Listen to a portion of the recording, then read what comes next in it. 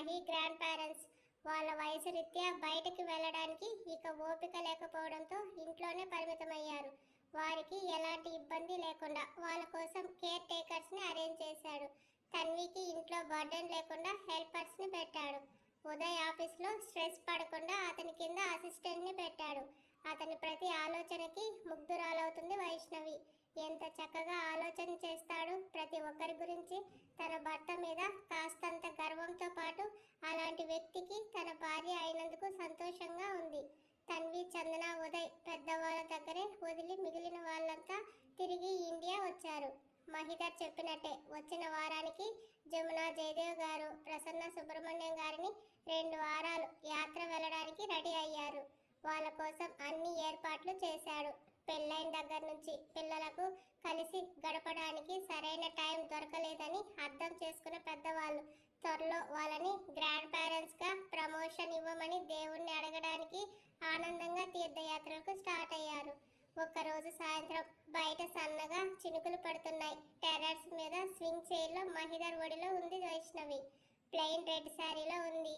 ఆమెను కౌగిలించుకున్న అతన్ని ఆమె చీర చెంగు చల్లి నుంచి వెచ్చదనాన్ని ఇవ్వడానికి చూస్తుంది. అందరినీ ఒకేసారి ఎందుకు పంపించేశావు? మనిద్దరమే ఉండాలనా అడిగింది. అర్థమై మళ్ళీ ఎందుకు అడుగుతావు? ఆమెను మరింత తనలోకి పొదువుకుంటూ అన్నాడు. తమరు అంత పెద్ద బంగ్లాని వదిలేసి ఈ చిన్ని మేడ ఇంట్లోకి వచ్చారు. ఇక్కడ ఉండగలరా? అడ్జస్ట్ అవ్వగలరా మిస్టర్ మహిధర్ గారు? చిలిపిగా అడిగింది. ఆమె నడుముని 2 పక్కల నొక్కి పట్టి గాలి కూడా చూడబడినంత దగ్గరగా హత్తుకుని గట్టిగా చుట్టేసి ఆల్రెడీ 2 డేస్ నుంచి ఉంటున్నాను. అడ్జస్ట్ అవుతున్నానో లేదో అర్థం కాలేదా? అయ్యింది, అదే అడుగుతున్నా. ఎందుకంత కష్టమని? అసలే మా మిడిల్ క్లాస్ కష్టాలు మీకు తెలియనివి కాదు. అర్ధరాత్రి power cut, weekly 2 times water problem, పంచపక్ష పరిమాణం బదులు పచ్చడి మెతుకులు, ఇవి మాకు నిత్య కృత్యాలు. నవ్వుతూ టీజ్ చేసింది. నా చేతిలో దెబ్బలు పడాలని బాగా కోరికగా ఉంది కదా నీకు అన్నాడు. ఒకటి అడుగుతా, నిజం చెప్పు మహి అంది. ఆమెను పూర్తిగా తన వైపుకి తిప్పుకొని ఏంటే అన్నాడు. తన్వి నీ సొంత చెల్లెలు కాదు. తన ఫాదర్ మామయ్య గారికి తెలుసు. చిన్నప్పటి నుంచి కలిసి పెరిగారు కాబట్టి ఆ బాండింగ్ అనేది ఉంటుంది. కానీ కాలేజీలో అలా జరిగాక, తన హెల్త్ పాడయ్యాక, తన ఫాదర్ చనిపోయాక యాజ్ ఏ బ్రదర్గా, ఫ్రెండ్గా ఒక స్టాండ్ తీసుకుని తనకి ఎంతో సపోర్ట్ చేస్తూ సహాయంగా ఉంటూ, చెప్పాలంటే ఒక సొంత అన్నయ్య కూడా అలా చెయ్యడేమో అన్నట్టుగా తన్విని అంత కేరింగ్గా చూసుకున్నావు కదా.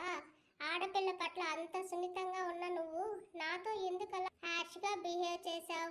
ఆఫీస్లో నన్ను చూస్తే చాలు నిప్పులు తిన్నట్టే అరిచేవాడివి. మరి నన్ను ఎలా ప్రేమించావు? ఎలా పెళ్ళి? ఎలా ఇదంతా?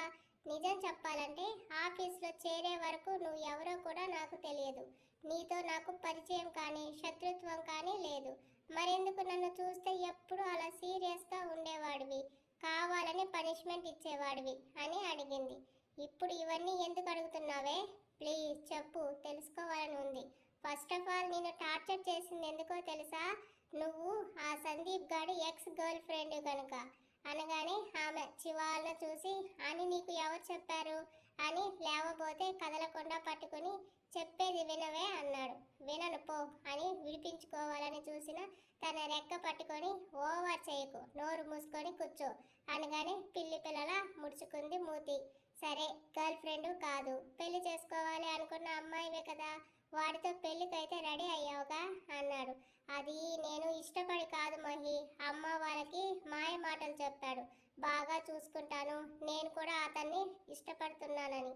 అప్పటికే మీ కూతురికి పెళ్లి కాలేదంట కదా, ఇంకా ఉద్యోగం చేస్తుందని అందరి మాటలు విని విని బాగా విసిగెత్తిపోయిన అమ్మ గొడవపడి పెళ్లికి ఒప్పుకునేలా చేసింది. నిజం చెప్పాలంటే నా నిర్ణయాన్ని మొదటిసారి కాదనుకొని ఒప్పుకున్న రోజది. తర్వాత వాళ్ళమ్మ టోటల్ డిఫరెంట్. సందీప్ అమ్మ ప్రవర్తన నాకు నచ్చక క్యాన్సిల్ చేసుకున్నాను.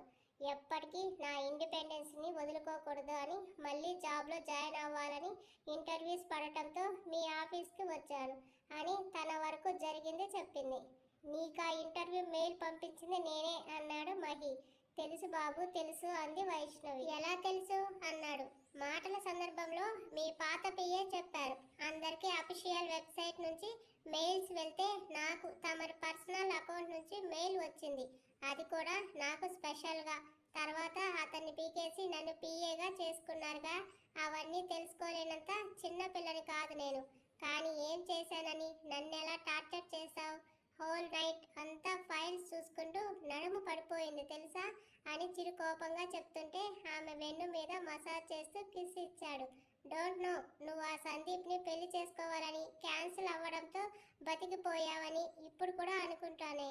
లేదంటే సచ్చేదాని నా చేతుల్లో అన్నాడు. ఓయ్, నేనేం చేశాను నిన్ను? అస్సలు తమరెవరో కూడా నాకు తెలియదు అంది అతని వాయిస్లో జలస్కి బెరుగ్గా. But I know you. ఆ రోజు సందీప్తో నిన్ను చూశాను. ఫస్ట్ చూడగానే ఫిదా అయిపోయా. Total flat. నీ స్ట్రక్చర్, ఫిగర్, ఫిజిక్ అన్నీ నాలో గుచ్చుకున్నాయి. ఇక్కడ అంటూ హార్ట్ మీద వేలు పెట్టి చూపించాడు. తను అలా పొగుడుతుంటే నిజంగానే ఆకాశంలోకి రెక్కలు వచ్చి ఎక్కుతున్నట్టుగానే ఉంది ఆమె మనసు. ప్రేమించిన వాడు పొగిడితే ఏ అమ్మాయికైనా అలాగే ఉంటుంది. పర్టికులర్గా భర్త పొగిడితే ఆ సంతోషం వేరే లెవెల్. అప్పటి వరకు ఎంతో మంది అమ్మాయిలు చూశాను. నిజానికి నీకన్నా పెయిర్గా ఉన్నవాళ్ళు, ఫిజిక్ ఉన్నవాళ్ళు చాలా మందిని చూశాను. కానీ ఎందుకో నీ ఫేస్లో ఆ గ్లో, అట్రాక్ట్ చేసే ఐస్, ఎదిరించి మాట్లాడే నీ ధైర్యం, ఫ్యామిలీ కోసం నువ్వు పడే తపన అన్నీ నాకు నచ్చాయి. నాకు నువ్వే కరెక్ట్ అని ఆ టైంలోనే ఫిక్స్ అయ్యాను. ఎలాగైనా నిన్ను నా దగ్గరికి రప్పించుకోవాలి, నా ముందు పెట్టుకోవాలి, కళ్ళారా చూసుకోవాలి. అది కోపంగానైనా సరే అనుకున్నప్పుడే నువ్వు వాడితో ఎంగేజ్మెంట్ క్యాన్సిల్ చేసుకున్నావని తెలిసి పిచ్చ సంతోషం వేసింది. ఆలస్యం చేయకుండా వెంటనే ఏం చేయాలో ఆలోచించాను.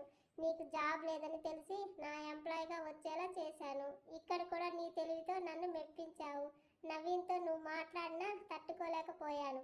అందుకే వాడిని బ్రాంచ్ మార్చేశాను. నువ్వు మాట్లాడినా నా గుండెల్లో సూదితో పొడుస్తున్నట్టుగా ఉండేది. నాతో మాట్లాడటం లేదు. అందుకే పనిష్మెంట్ పేరుతో లాక్ చేసి లాస్ట్కి నా పిఏగా పెట్టుకున్నాను. నీకోసం మీ ఇంటికి డైలీ వచ్చేవాడిని. దూరం నుంచే నిన్ను చూసుకుని వెళ్ళిపోయేవాడిని. కానీ నువ్వు మళ్ళీ ఆ సందీప్ దగ్గరే హెల్ప్ తీసుకున్నావు. మీ నాన్నకి యాక్సిడెంట్ చేశాడు అన్న విషయం తెలియక. డబ్బు కోసం పెళ్ళికి ఓకే అన్నావు చూడు. నిజంగా చంపేయాలి అనిపించింది. నీకు బాస్గా నన్ను లేదా పనిచేసే కంపెనీని హెల్ప్ అడగచ్చు. ఆ విషయం నీకు గుర్తు రాలేదని ఫ్రస్ట్రేషన్ వచ్చింది. నాకోటే అర్థం కాలేదు. ఆఫీస్లో లోన్స్ ఇస్తారు, health loan, home loan, insurance అన్నీ. ఇవేవి కూడా నీకు ఆ టైంలో గుర్తు రాలేదా? పోయి ఆ లంగాగాడిని అడిగావు అని మళ్ళీ కోప్పడ్డాడు. చాలా రోజుల తర్వాత అతని కోపాన్ని చూస్తూ నిజంగా ఆ టైంలో ఏం చేయాలో నాకు అర్థం కాలేదు. నువ్వు చూస్తే ఎప్పుడూ నా మీద కోపంగా సీరియస్గా ఉంటావు. అలాంటి నీ దగ్గరకు వచ్చి హెల్ప్ అడగాలి అన్నా నాకు భయం వేసేది. కానీ ఎలా తెలిసింది? తెలియకుండానే సందీప్ నాకు కనబడ్డం, డబ్బులు ఇస్తాను అనడం, ఆ డబ్బులు అడ్డం పెట్టుకొని వాళ్ళ అమ్మ మళ్ళీ పెళ్ళి అనడం. ఆ రోజు నా మైండ్ అంతా బ్లాక్ అయ్యింది. ఆలోచించే టైం లేదు. ఎలాగైనా నాన్నని కాపాడుకోవాలని తాపత్రయం నన్ను ఆలోచించనివ్వలేదు అని అంది. కానీ ఇన్ని జరిగినా ఇందులో నాకు ఒక గుడ్ థింగ్ జరిగింది. ఏంటో తెలుసా అన్నాడు. ఏంటి? నీతో ఫస్ట్ కిస్ ఎక్స్పీరియన్స్ అని చెవిలో స్మూత్గా చెప్తూ చెవి కింద కిస్ చేస్తున్న అతన్ని మాటకి, అతని వాయిస్లోని స్వీట్నెస్కి, మత్తుకి ఆమె ఒళ్ళంతా పులకరించింది. But Vaishu, really sorry. ఆ రోజు డబ్బు కోసం దిగజారినట్టుగా మాట్లాడాను. I know your feelings that time. Tanvi కూడా అలాంటి స్ట్రగుల్స్ని ఫేస్ చేసి వచ్చింది. తనకి నేను హెల్ప్గా ఉన్నాను కాబట్టి ఎవరిని చేయి చాచి సహాయం అడగాల్సిన అవసరం రాలేదు. కానీ నువ్వు అలా కాదు. ఆడపిల్ల అయినా నీ ఇంటిని బాధ్యతలు నువ్వు ఒక్కదానివే హ్యాండిల్ చేశావు. ఆ రోజు నీ సిచ్యువేషన్ అర్థం చేసుకోకుండా అలా మాట్లాడటం ఇప్పటికీ తప్పు అనిపిస్తుంది నాకు. నేను ఆడవాళ్ళకి ఆమెడ దూరం, కానీ నువ్వు నా మనసులో ఉన్న అమ్మాయివి. నన్ను కాకుండా ఇంకెవడినో సహాయం అడిగేసరికి, అది కూడా వాడు డబ్బులు ఇవ్వడానికి, నువ్వు పెళ్లి చేసుకుంటాను ఓకే అనడం తెలిసి పిచ్చి పట్టింది. ఆ కోపంలో నిన్ను కొట్టాను తప్ప టెండర్ పోయిందని కాదు. అదొక సాకు అంతే అని ఆ రోజు ఎందుకు కొట్టాడో చెప్తుంటే వైష్ణవి కళ్ళలో నీళ్లు. అతని గుండె మీద వాలుతూ, ఈ విషయాలన్నీ ఆ రోజే నాతో చెప్పకుండా ఎందుకు దాచుకున్నారా అని అడిగింది ఏడుపు గొంతుతో. నీ పరిస్థితిని నేను ఎలా క్యాష్ చేసుకోవాలనుకుంటానే. హెల్ప్ చేయాలి, కానీ ఆ టైంలో ఆడపిల్ల వీక్నెస్ని అవకాశంగా తీసుకునే క్యారెక్టర్ కాదు నాది. నిజమే, ఒప్పుకుంటాను. మరి నాకు తెలియకుండా పేపర్ మ్యారేజ్ ఎందుకు చేసుకున్నావు అని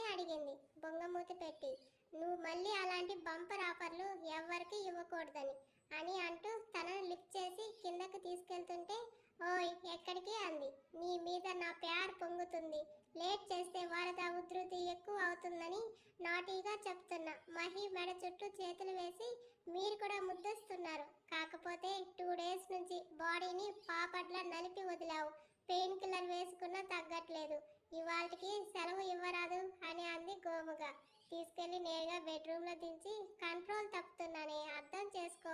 హార్ట్లో ఫీలింగ్స్తో పాటు ఒంట్లో వేడిని కూడా ఫీల్ అవు పాప చెప్తూ ఎదలోతుల్లో మొహం నిలిపాడు. అతను అంత ప్రేమను కురిపిస్తుంటే ఎలా దూరం ఉంచుతుంది? తనే దగ్గరికి లాక్కొని లిప్స్ లాక్ చేసింది. బయట వాన జోరు అందుకుంది.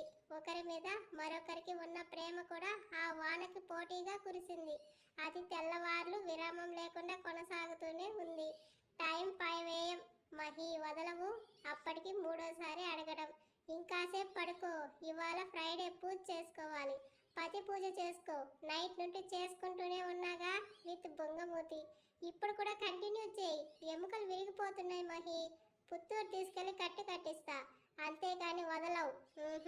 వీపుపై మీసంతో రబ్ చేస్తూ ఒక ఊదుటిన ముందుకి టర్న్ చేశాడు. రాత్రనగా మొదలు పెట్టావు. తెల్లవార్లు ఒకటే మ్యూజిక్. ఏడిస్తే 3ంటికి వదిలావు. కాస్తైనా ఊపిరి పీల్చుకొనిచ్చావా? గట్టిగా 2 అవర్స్ పడుకున్నా. అంతే, ఇదిగో తెల్లారిపోయింది. ఇలా చేస్తే నిద్రకి మొహం వాచిపోతానే మహి. ఇంత నిద్ర పిచ్చేంటి నీకు? గుర్రు పెట్టడానికే అంత ప్లాన్ చేసి బిగ్ పీపుల్ని యాత్రలకు పంపింది. మనకి మన యజ్ఞానికి ఆటంకం ఉండకూడదని కదా. కోఆపరేట్ చేయకుండా నాన్సెన్స్ చేస్తున్నావని నాభిని ముద్దాడి బైట్ ఇచ్చాడు. అతన్ని ఎంత తిట్టుకున్నా ఒక్క ముద్దు ఇస్తే చాలు వెన్నలా కరిగిపోయి అతనికి అడ్డు చెప్పడం ఆపేస్తుంది. ఆమె హావభావాలు గమనిస్తూ పెదవులు పరుగులు ఆపిన మహి అల్లరి చూపులు చూసి వెనక్కి తోసేసి గుర్రుగా చూస్తూ, నాకు నిద్ర పిచ్చా? అస్సలు పడుకున్నానా నేను? 3 రోజుల నుంచి నిద్ర లేదు. గట్టిగా గంట రెస్ట్ ఇచ్చి 3 గంటల షో వేస్తావు అని గయ్యమంటూ లేచింది. ఏంటే నోరు లేస్తుంది? నోరు లేచింది అంటే నేను లేవాల్సి వస్తుంది అనగానే చప్పున నోటి మీద వేలు వేసుకొని ప్లీజ్ ప్లీజ్ నా కోసం అని బతిమాలుతుంటే బెడ్కి సిట్ చేసి వెళ్ళు, డిస్టర్బ్ చేయను నిన్ను అన్నాడు.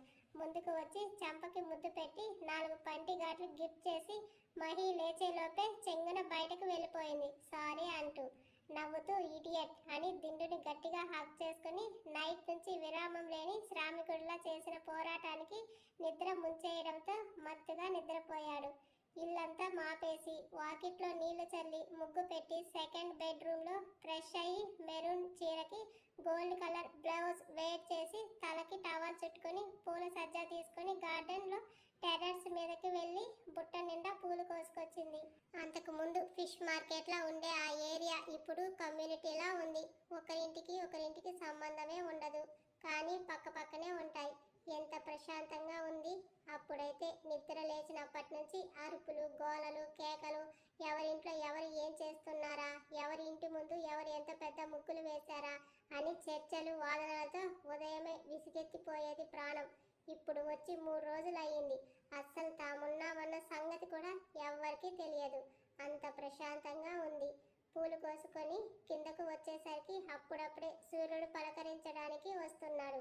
దేవుణ్ణి అలంకరించి దీపం వెలిగించి నైవేద్యంగా చేసిన పరమాణం సమర్పించి పూజ చేసి దండం పెట్టుకుని అందరి ఆరోగ్యం బాగుండాలి, సంతోషంగా ఆరోగ్యంగా ఉండాలని కోరుకుంది. పనమ్మాయి వస్తూ పాలు తెచ్చింది. ఇంట్లో పని వరకు తనే చేసుకుంటుంది వైష్ణవి. ఆ మాత్రం కూడా చేయకపోతే ఒళ్ళు బద్దగిస్తుందని. పనమ్మాయి మాత్రం కూరగాయలు, పాలు, అవసరమైన సరుకుల వరకు తెచ్చి ఇచ్చి వెళ్తుంది. కాఫీ కలుపుకొని హాల్లో కూర్చొని వీధి గుమ్మం నుంచి ఇంట్లో వరకు వస్తున్న సూర్యకిరణాలను ఆస్వాదిస్తూ కాఫీ తాగుతోంది. సూర్యకిరణాల వెచ్చదనం మేనిని తాకుతుంటే ఎంతో ప్రశాంతంగా ఎనర్జెటిక్గా ఉంది. ఉదయపు గాలి చల్లగా అలా తాకుతుంటే బెడ్రూమ్ నుంచి కనబడుతున్న మహిని చూసింది. షర్ట్లెస్గా బోర్లా పడుకోవడంతో గోల్డెన్ కలర్లో మెరుస్తున్న మజిల్స్, విశాలమైన వైజాగ్ సముద్రం అంతా వీపు, నల్లని సిల్కీ హెయిర్ చూస్తూ నిద్రలో ఉన్నా కూడా టెంప్ట్ చేసేస్తాడు శాడీ స్టోర్ అని ముద్దుగా మురిపెంగా తిట్టుకొని అతని కోసం గ్రీన్ టీ కలుపుకొని వెళ్ళింది. ఎంతసేపు పిలుస్తున్నా పలకలేదు మహి. చల్లారిపోతుంది లెగు మహి. పూజ అయిపోయిందా? అయిపోయింది. ధూపం స్మెల్ రాలేదా నీకని అంటుంటే మెరుపులా వెనక్కి తిరిగి అమాంతం ఆమెని కౌగిట్లో బంధిస్తూ పట్టేసుకున్నాడు. ఓయ్ ఏంటిది లేగు ఫ్రెష్ అయితే గుడికి వెళ్ళొద్దాం. ఇప్పుడు గుడికి ఏంటి అన్నాడు విసుగ్గా. ప్లీజ్ మహి, చాలా రోజులైంది మన ఇద్దరమే వెళ్ళి. దగ్గరలోనే టెంపుల్ ఉంది, వెళ్ళి దర్శనం చేసుకుని వచ్చేద్దాం. ఏంటి ఇంట్లో ఉండి బోర్ కొడుతుందా అని అడిగాడు లేచి కూర్చొని ఆమె ఇస్తున్న కప్ తీసుకొని. ఆ మరి ఇంట్లోనే ఉంటున్నా వచ్చినప్పటి నుంచి. కాస్త అలా వెళ్తే చల్లగాలి బాగుంటుంది కదా. మెరూన్ కలర్ జార్జెట్ చీరలో మహాలక్ష్మిలా ఉన్న ఆమెని పైనుంచి కింద వరకు నిండుగా చూసుకుంటూ సూపర్ ఉన్నావే శారీలో అన్నాడు. థ్యాంక్ యూ శ్రీవారు, మీకోసం కూడా సేమ్ కలర్ డ్రెస్ తీసి పెట్టాను. త్వరగా స్నానం చేసి వస్తే గుడికి వెళ్ళి వచ్చాక బ్రేక్ఫాస్ట్ చేస్తాను అంది. అవసరం లేదు, బయటే తినేసి మూవీకి వెళ్ళి లంచ్ కూడా బయటే చేసి ఈవినింగ్ వరకు తిరిగి వద్దాం. వీలైతే డిన్నర్ కూడా అనగానే నిజమా అంది కళ్ళు అంతంత చేసుకుని. అని ఆమె ఇచ్చిన టవల్ తీసుకుని వాష్రూమ్కి వెళ్ళాడు. అతను వచ్చేసరికి బయట అంతా సర్దేసి మరోసారి ఫేస్ వాష్ చేసుకుని గుడికి వెళ్ళడానికి తయారైంది. ఈలోపు మహి కూడా రావడంతో టెంపుల్కి స్టార్ట్ అయ్యారు. గుడికి వెళ్ళి దర్శనం చేసుకుని బ్రేక్ఫాస్ట్కి మంచి రెస్టారెంట్కి తీసుకెళ్లాడు. ఫుల్గా లాగించి ఇంటికి రిటర్న్ అయ్యే టైంకి ఆఫీస్ నుంచి కాల్ రావడంతో వైషు నిన్ను ఇంటి దగ్గర డ్రాప్ చేస్తాను, నేను ఆఫీస్కి వెళ్ళాలి అన్నాడు కార్ టర్న్ చేస్తూ. ఇంటికి వద్దు మహి, నీతో ఆఫీస్కి వస్తాను. వియర్డ్గా చూసి నిద్రలేక కళ్ళు చూడు రెడ్గా ఉన్నాయి. నిద్రకు మొహం వాచి ఉన్నాను అన్నావుగా, ఆఫీస్కి ఎందుకు? ఆఫీస్కి వచ్చేది కూడా రెస్ట్ తీసుకోవడానికే. నువ్వు లేకుండా ఇంట్లో ఒక్కదాన్నే ఉండలేను, బోర్ అంది అతని చేతిని చుట్టుకుంటూ. అక్కడ ఊరికే ఉండకుండా డిస్టర్బ్ చేస్తే పర్లేదులే అని నవ్వింది. షూర్? చిన్న నవ్వుతో నేరుగా ఆఫీస్ సెల్లార్లో కార్ ఆపాడు. స్టాఫ్ మార్నింగ్ విష్ చేస్తుంటే ఎప్పట్లా గంభీరంగా నడుస్తూ ముందు అతను ఛాంబర్కి వెళ్తే వైషు ఫ్రెండ్ సంధ్యాని చూసి తనని పక్కకు లాక్కెళ్ళి ఎలా ఉన్నావే అని అడిగింది. సూపర్ ఫైన్ మేడం అంది చిరుకోపంగా చూస్తూ. మేడం ఏంటే, వైషు అని పిలువు. మీరిప్పుడు బాస్ గారి భార్య గారు మేడం అనే పిలవాలి అంది. అట్లాగే పిలువు. నైట్ ఇంటికి వెళ్లకుండా ఇక్కడే ఉంటావు. అయ్యో వద్దమ్మా, ఈ మంత్ ఎండింగ్కి నా మ్యారేజ్ గ్లామర్ పెంచుతున్నా కష్టపడి. నువ్వు ఇలాంటి డెసిషన్ తీసుకోవద్దు అనగానే వావ్ మ్యారేజ్ ఫిక్స్ అయిందా అని ఎగ్జైట్ అవుతూ అడిగింది వైషు. అని నీరసంగా మోహం పెట్టింది సంధ్య. నీ ఎంకమ్మ, పెళ్ళంటే ఎవరైనా సిగ్గుపడతారు, నువ్వేంటి ఎవరో చచ్చినట్టు అలా ఫేస్ పెట్టావు. మాట్లాడలేదు సంధ్య. సంధ్య ఏమైంది, ఇంట్లో మనీ ప్రాబ్లం కానీ ఉందా చెప్పు, నేను హెల్ప్ చేస్తాను అంది. మహిదర్ గ్రూప్ ఆఫ్ ఇండస్ట్రీస్లో పనిచేసే వారికి మనీ ప్రాబ్లం ఉండదు వైషు చిన్న నవ్వుతో. మరైతే ఇంకెందుకు అట్లా ఫేస్ మార్చా? లీవ్ దొరకలేదు, జస్ట్ 1 వీక్ మాత్రమే లీవ్ ఇస్తా అన్నారు హెచ్ఆర్. సంగీత్, మెహందీ, పెళ్ళి అన్నిటికీ 1 వీక్ ఎలా సరిపోతుంది? కనీసం 10 డేస్ అయినా ఇవ్వండి సార్ అంటే కంపెనీ రూల్స్ కుదరదు అన్నారు. వైష్ణవికి బాధగా అనిపించింది. ఎవరికైనా సరే పెళ్ళి అంటే ఒక మధురానుభూతి, అదే అమ్మాయికైతే జీవితాంతం గుర్తు ఉండిపోయే వేడుక. ఇప్పుడు ఉన్న పరిస్థితుల్లో లీవ్స్ దొరకక అదో పనిలా తుతు మంత్రంగా పూర్తి చేస్తున్నారు. సంధ్య, నువ్వు అస్సలు ఫీల్ అవ్వకు, బాస్తో మాట్లాడి లీవ్ పెంచేలా చూస్తాను, నువ్వు హ్యాపీగా ఉండు అంది. వైషు నిజంగానా అడిగింది ఆశగా. థ్యాంక్ యూ వైషు అని హక్ చేసుకుంది. ఇంతకీ పెళ్లి కొడుకు ఏం చేస్తుంటారు, ఎక్కడ ఉంటారు? ఎవరో కాదు, మన నవీన్ అంది సిగ్గుపడుతూ. నిజమా? ఆనందాన్ని కళ్ళలో కురిపిస్తుంటే తనే 2 months బ్యాక్ ప్రపోజ్ చేశాడు. ఎప్పటి నుంచో లవ్ చేస్తున్నాను తనని. తానే వచ్చి ప్రపోజ్ చేసేసరికి ముందు షాక్ అయినా తర్వాత హ్యాపీ అయ్యి ఓకే అన్నాను. వెంటనే పెద్దవాళ్ళకి మా లవ్ మ్యాటర్ చెప్పడం,